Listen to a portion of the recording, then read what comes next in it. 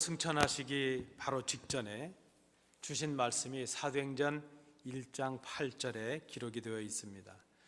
오직 성령이 너희에게 임하시면 너희가 권능을 받고 예루살렘과 온 유대와 사마리아와 땅끝까지 이르러 내 증인이 되리라 하시니라. 이 말씀대로 제자들은 오순절날 성령님의 임재를 경험했습니다. 그리고 담대한 복음의 증인들이 되었습니다. 그런데 주님께서 십자가에 달려 죽으셨을 때 그때 그들의 모습은 그런 모습은 아니었습니다. 그렇게 두려워 떨며 주님을 저주하며 욕하며 스승이신 주님을 배반하며 자신들의 그 안전과 안위를 위해서 숨어 있었던 사람들, 그들이 바로 제자들이었습니다.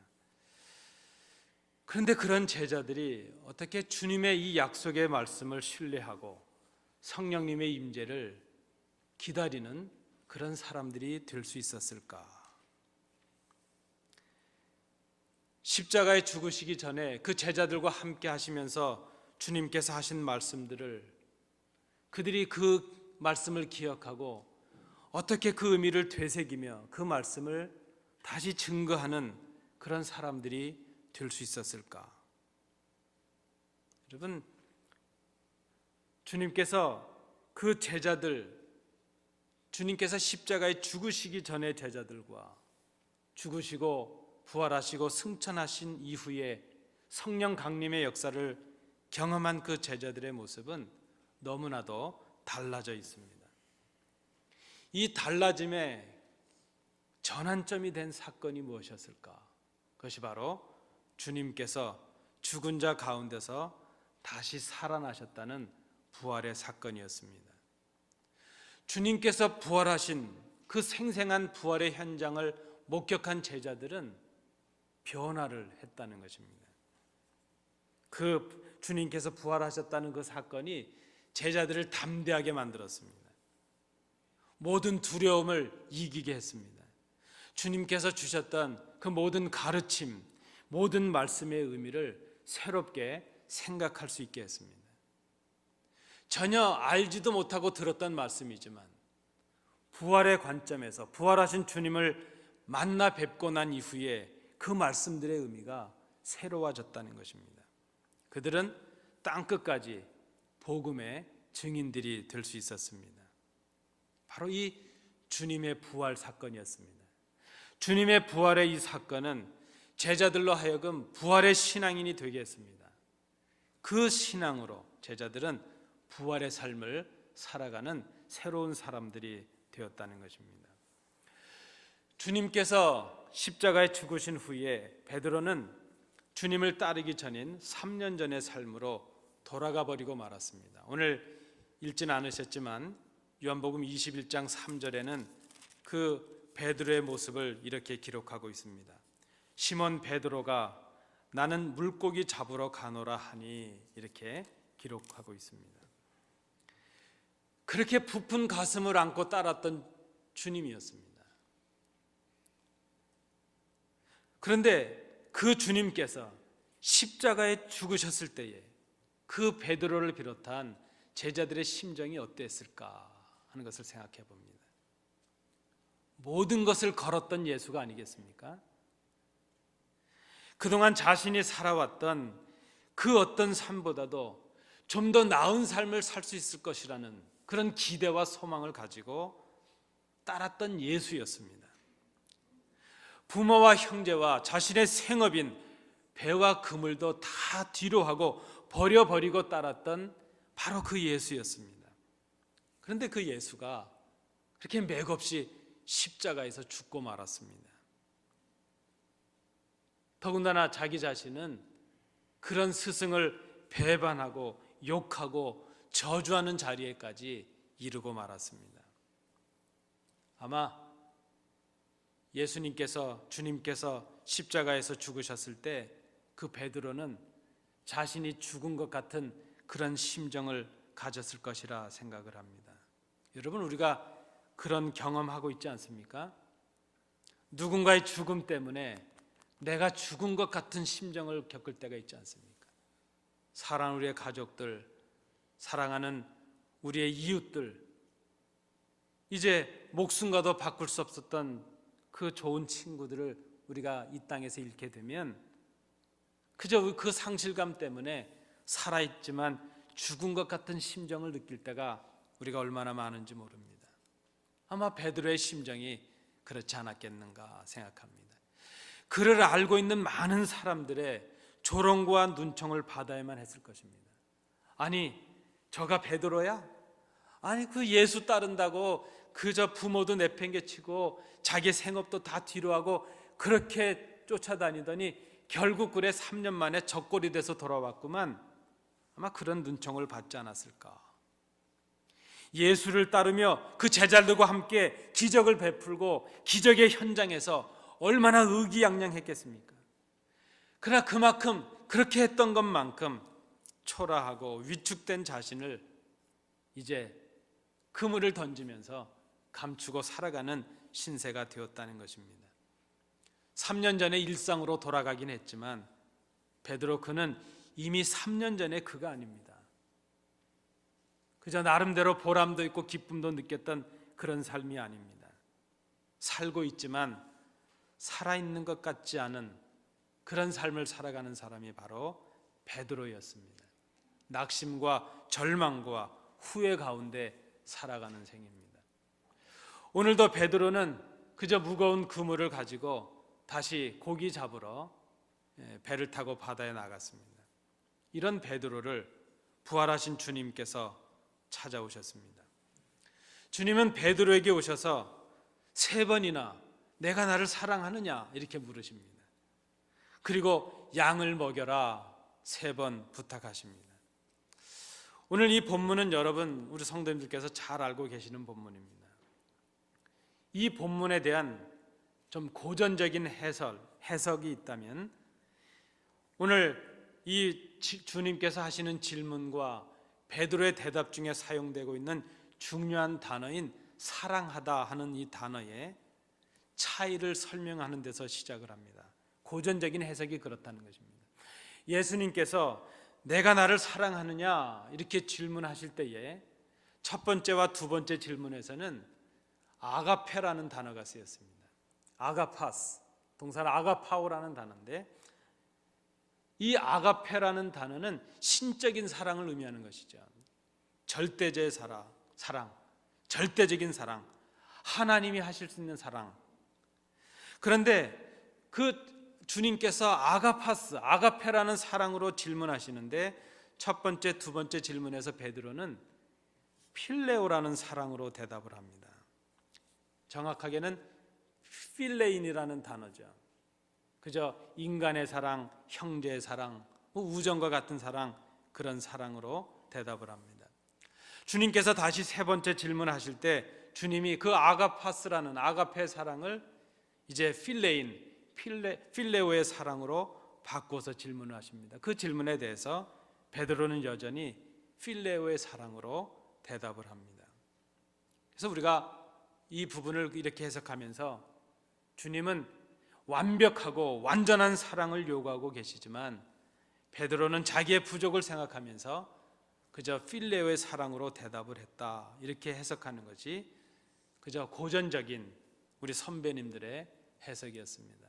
근데 최근의 해석은 이 부분에 대해서 좀 다른 해석을 가합니다. 왜 그런가 하면 그 첫 번째 이유가 우리가 이 성경을 잘 찾아보면 아가파스, 이 아가페라는 단어와 필레오, 이 필레인이라는 단어가 꼭 그렇게만 쓰여지고 있지는 않다는 것입니다.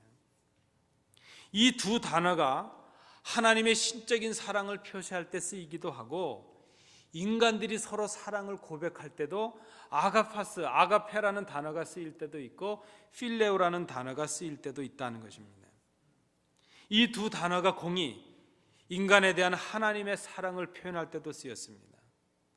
또 이 단어가 아들에 대한 아버지의 사랑을 말할 때도 쓰였습니다. 인간들이 주님께 대해서 사랑을 고백할 때도 이 단어가 쓰이기도 했고 그저 사람들끼리 서로 사랑을 말할 때도 표현할 때도 이 단어가 쓰이기도 했다는 것입니다.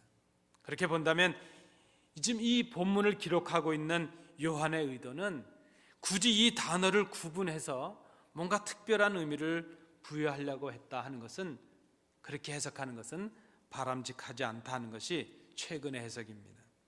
그저 요한의 관심은 어디에 있는가 하면 그 단어의 차이를 설명하기보다는 이 두 단어를 그저 사랑이라는 의미에서 같은 의미로 사용하고 있다, 이렇게 보는 것이 타당하다는 것입니다. 이것은 우리가 지금 베드로가 처한 상황에 있는 그 처한 상황을 이해하면 좀 더 우리가 이 후자의 해석을 받아들이기가 쉽습니다. 지금 우리가 이 베드로의 처한 상황을 생각해 본다면 주님께서 3번이나 그저 주님을 부인하고 모든 희망이 사라진 상태로 이전의 삶으로 실망과 낙심 가운데 돌아와 있는 그 베드로에게 오셔서 내가 나를 신적인 사랑, 완벽한 사랑, 예전처럼 잘못된 사랑이 아닌 그런 절대적인 사랑으로, 아가페의 사랑으로 나를 사랑하고 있느냐, 이렇게 물으신다면 그것은 너무나도 가혹하고 또 너무나도 매정하고 너무나도 가슴 아픈 요구가 아니겠는가, 그런 해석입니다. 3번 부인한 베드로에게 3번 질문하심으로 베드로를 추궁하고 계신다는 그 해석도 바람직하지가 않습니다.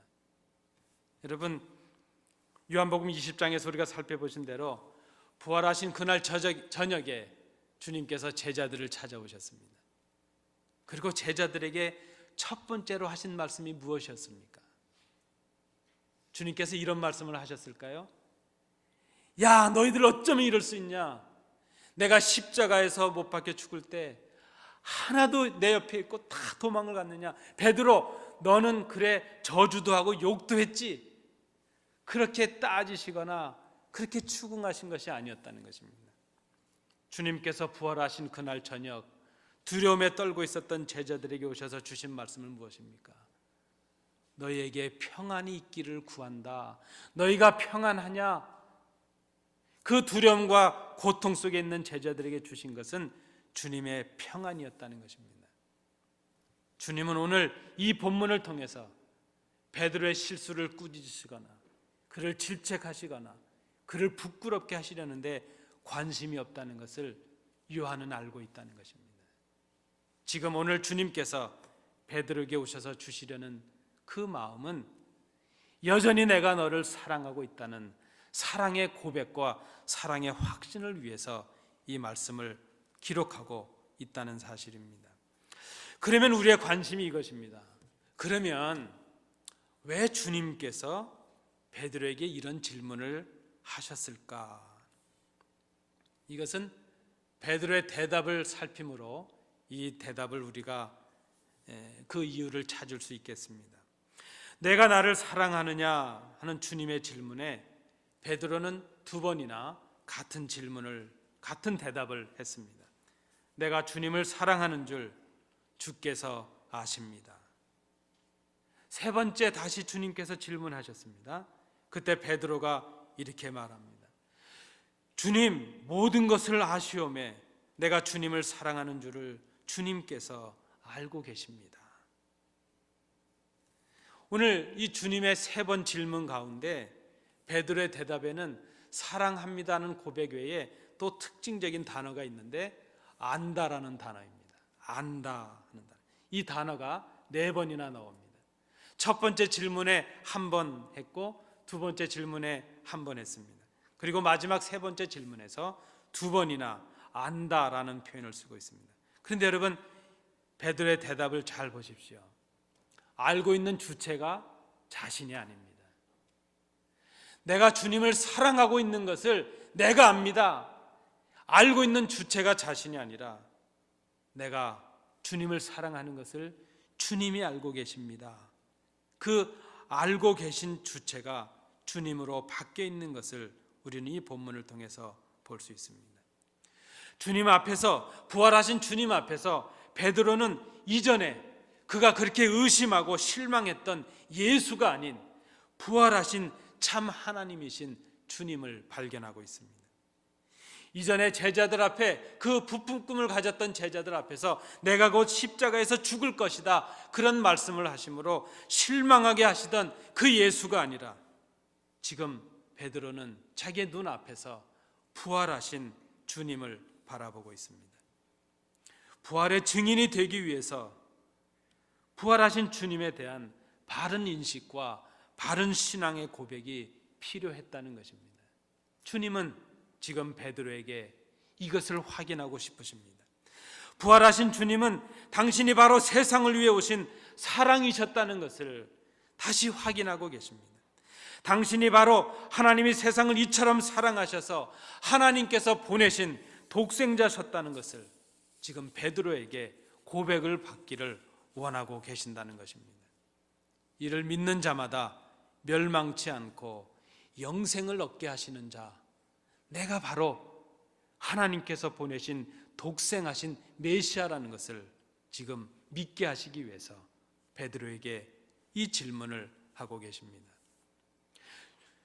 주님이 사랑하심에 대한 이 인식과 고백이 있어야 부활의 신앙이 가능하고 부활의 삶이 가능했기 때문에 지금 이 본문의 의미가 있다는 것입니다.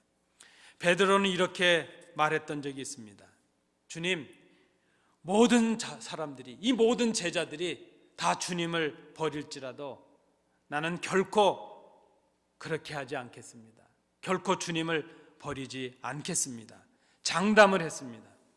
근데 그의 장담은 그저 얼마 가지 못해서 그 계집종 앞에서 허물어져 버리고 말았습니다. 아니, 제자들 중에 유독 이 베드로만 주님을 저주하고 욕하고 배반해 버리고 말았습니다. 그 베드로, 그런 아픔을 가진 베드로에게 지금 주님께서 질문하십니다. 요한의 아들 시몬아, 바요나 시몬아, 내가 이 사람들보다 나를 더 사랑하느냐? 그런데 여러분, 이 질문은 베드로를 탓하시는 질문으로 우리가 이해하지 말아야 될 것입니다. 이 질문의 의미를 우리가 좀 의역해서 생각을 해봅니다. 이 질문을 하고 계시는 그 주님의 마음이 무엇일까? 이 본문을 기록하고 있는 요한의 의도가 무엇일까? 이 질문은 아무리 읽고 봐도 베드로의 그 허물을 들춰내셔서 부끄럽게 하시려는 그 질문이 아니라는 것입니다. 여전히 베드로를 사랑하시는 주님은 베드로에게 당신의 사랑을 지금 확인해 주고 싶습니다. 이미 주님은 베드로의 연약함과 실수를 덮으시려는 마음으로 가득 차 계십니다. 낙심하고 실망하고 있는 그 베드로에게 위로하시고 사랑으로 채우시려는 그 마음으로 가득하십니다. 이런 의미가 아니었겠습니까? 베드로야, 내가 전에 모든 사람들이 다 나를 버린다 할지라도 너는 결코 버리지 않겠다고 한 적이 있었지. 지금도 그 마음으로 다른 사람들이 나를 사랑하는 것보다 더 나를 사랑할 수 있겠느냐? 더 나를 지금 사랑하고 있느냐? 그것을 묻고 계신 것입니다.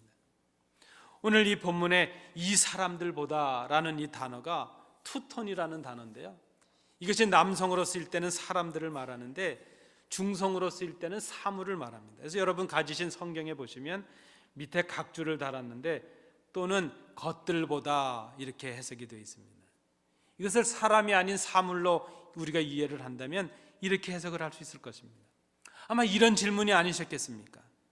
베드로야, 내가 이것들보다 더 나를 사랑하느냐 하는 그 질문의 의미가 있다면, 베드로야, 내가 전에 내가 너를 처음 불렀을 때에 부모도 뒤로하고 형제도 뒤로하고 배와 그물을 다 버려두고 나를 따랐는데 그때처럼 지금 이것들보다, 내가 목숨처럼 생각하는 이것들보다 나를 더 사랑하고 따를 수 있겠느냐? 지금 그것을 질문하고 계십니다. 베드로는 자신의 부끄러운 허물과 연약함을 간직한 채 그저 주님 앞에 이렇게 고백을 합니다. 주님, 내가 주님을 사랑하는 줄 주님께서 아십니다. 그 질문이 여인인 세 번째 질문까지 왔을 때까지 베드로는 그저 이렇게 고백할 뿐입니다. 주님께서 모든 것을 아시오매 내가 주님을 사랑하는 줄을 주님께서 아십니다. 전에 그는 자기의 사랑을 장담했습니다. 모든 제자가 다 버릴지라도 나만은 주님을 버리지 않을 것이라 자신을 과신했고 자신의 능력을 믿었고 자신의 말을 지킬 수 있다고 스스로 생각했습니다. 그러나 주님께서 십자가에 죽으실 때 무너지는 자신을 발견했습니다. 자신의 연약함을 발견했습니다. 이제는 주님의 그 질문 앞에서도 차마 장담할 수가 없습니다. 예, 주님, 내가 주님을 사랑합니다. 그렇게 차마 대답을 하지 못합니다. 지금 베드로의 이 대답은 장담하는 대답이 아닙니다. 자신의 부끄러운 그 과거를 알기에, 자기의 연약했던 그 모습을 알기에 그저 자신의 연약함, 그 자신의 진심, 자신의 허물을 다 알고 계시는, 모든 것을 알고 계시는 주님 앞에 그저 자신의 부족과 자신의 진심을 다 모두어서 그저 그렇게 고백을 할 뿐입니다. 주님, 주님의 사랑에 의지해서 내가 고백합니다. 내 속을 꿰뚫어 보고 계시는 주님께 내 마음을 정직하게 드립니다. 내가 주님을 사랑하고 싶지만 연약합니다. 할 수 있을 것 같았는데 하지 못했습니다. 그러나 내 마음을 주님께서 아십니다. 나의 연약함을 주님께서 아십니다. 바로 그 고백입니다.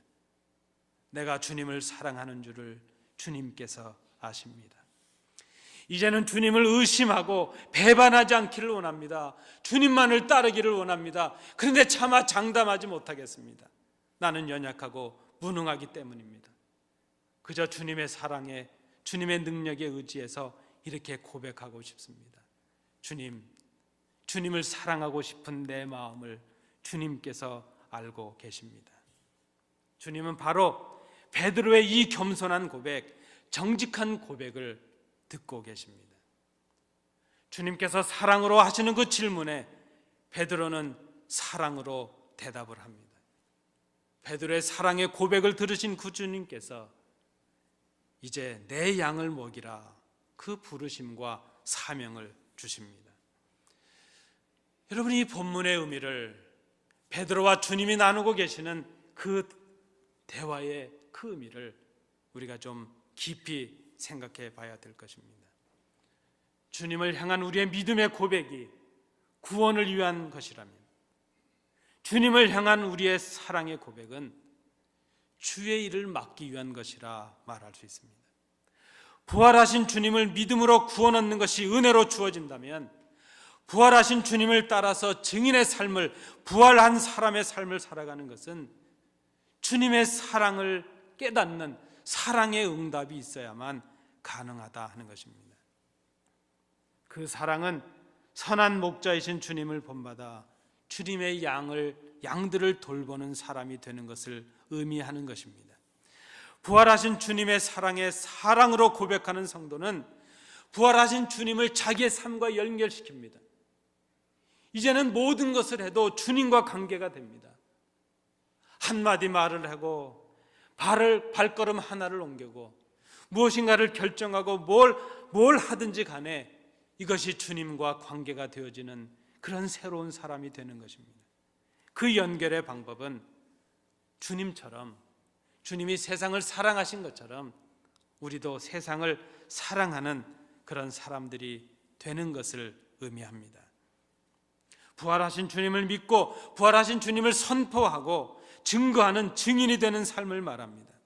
주님을 증거하고 복음을 증거하는 것이 주님의 사랑을 깨달은, 그리고 주님을 사랑하기로 결단하고 고백하는 부활의 성도들에게 주시는 새로운 삶이 되었다는 것입니다. 여러분, 오늘 이 본문을 잘 보시기 바랍니다. 부활하신 주님을, 그 주님의 사랑을 알지 못했을 때 베드로는 자신이 원하는 삶을 살아갔습니다. 스스로 띠뛰고 원하는 곳으로 다녔던 삶을 살았습니다. 자신을 위해서 살았습니다. 자기 마음대로 살았습니다. 심지어 주님의 제자가 되었으면서도, 주님을 따라다닐 때도 자신이 원하는 주님을 따라 그저 살았을 뿐입니다. 여러분, 좀 더 쉽게 표현하면 예수님을 믿고 있는데 나를 위해서 예수를 믿는 것입니다. 내가 원하는 예수를 믿는 것입니다. 자신의 한과 소원을 풀어줄 메시아를 따르고 있을 뿐입니다. 자신의 삶의 문제를 해결해 줄 그저 능력자로 예수를 따랐다는 그런 의미입니다. 자신의 꿈과 자신의 욕망을 위해서 예수가, 능력자가 필요했다는 것입니다. 베드로가 그런 삶을 살았습니다. 그런데 부활하신 주님을 만났습니다. 부활하신 주님의 사랑을 깨닫게 되었습니다. 이제 베드로는 자신을 위해서 사는 삶이 아니라 주님이 원하시는 삶을 사는 사람이 될 수 있었습니다. 주님의 사랑을 증거하는 삶을 사는 사람이 되었습니다. 다른 사람을 위해서 사는 삶이 되었습니다. 오늘 본문의 말씀에 그 표현에 의한다면 팔을 벌리는, 다른 사람을 향하여 팔을 벌리는 삶을 살아가게 되었다는 것입니다. 내 팔을 벌리리니 남이 내게 띠띠우고 원하지 아니하는 곳으로 데려가리라. 물론 이 표현이 베드로의 순교를 의미하는 표현으로 해석이 되었습니다. 그러나 더 넓게 우리가 이 표현을 본다면 자신의 팔을 벌려서 복음과 사랑을 베푸는 헌신의 삶을 살아가는 그런 사람이 되었다는 것을 의미하는 말씀입니다. 전에 베드로는 동료 제자들까지도 시기해서 누가 높아질 것인가 거기에 관심이 많았습니다. 내 꿈이 사라지는 것 때문에 주님 십자가를 지시겠다는 주님의 앞길마저도 막아서던 그런 사람이었습니다. 주님을 온전히 따르지 못하고 사람을 바라보고 사람을 신경 쓰는 그런 삶을 살아왔습니다. 그런데 부활하신 주님을 만나고 그 주님의 사랑을 깨닫고 난 후에 이제 베드로는 온전히 주님만 따르는 삶을 살아가는 새로운 사람이 되었다는 것입니다. 여러분, 부활하신 주님을 믿는 우리들의 삶은 이전의 삶과는 달라야 됩니다. 우리의 삶은 나를 위한 삶이 아니라 주님을 위한 삶이어야 됩니다.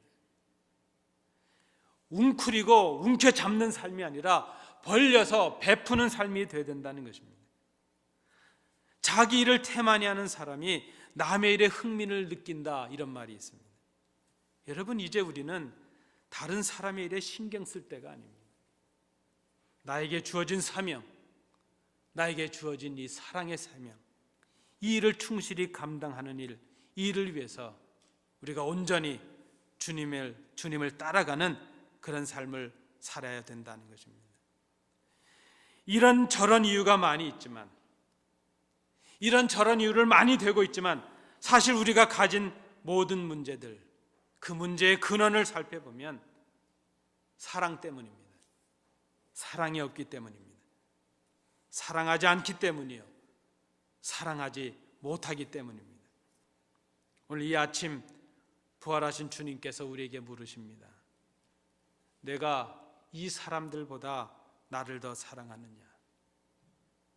내가 가진 이것들보다 나를 더 사랑하느냐? 내가 나를 사랑하고 있느냐? 우리를 꾸짖고 계시는 그런 질문이 아닙니다.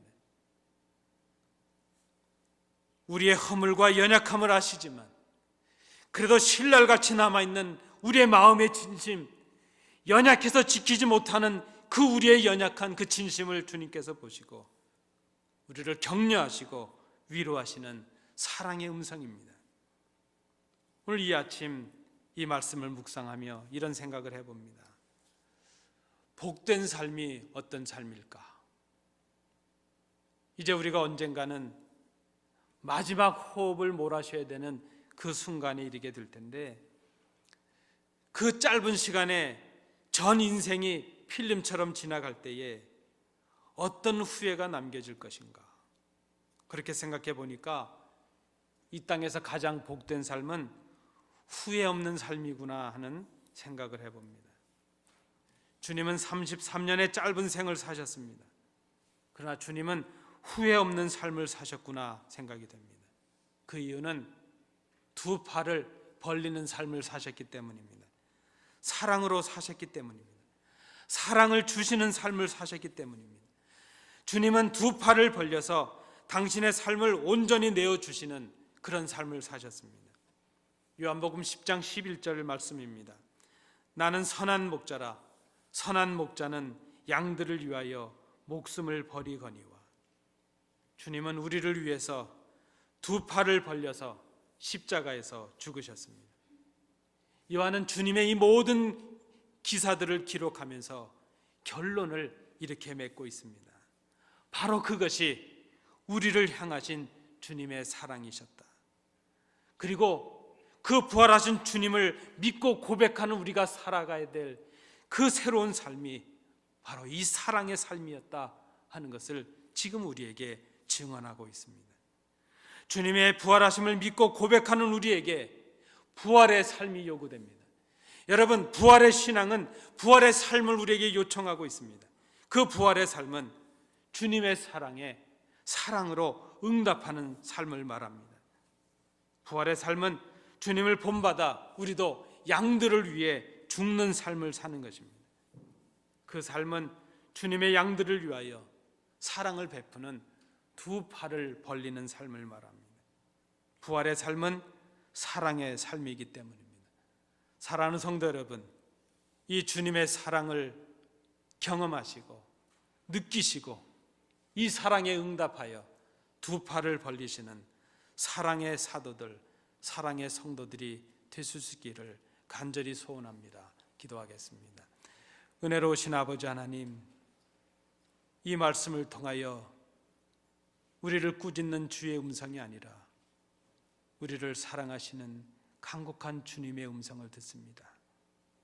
그리고 우리도 그 사랑에 응답하기를 소원합니다. 두 팔을 벌리는 삶을 살게 하옵소서.